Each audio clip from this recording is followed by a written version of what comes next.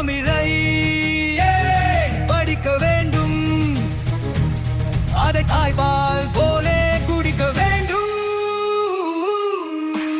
எத்தனை மொழியும் கற்றுக்கொள்ளும் இளம் தமிழை முதலாய் பெற்றுக்கொள்.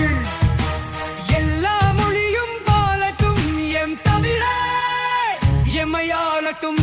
லகரம் தமிழின் சிறப்பாகும், அதை உலகம் நேரக்கும் நேர்பாலும்.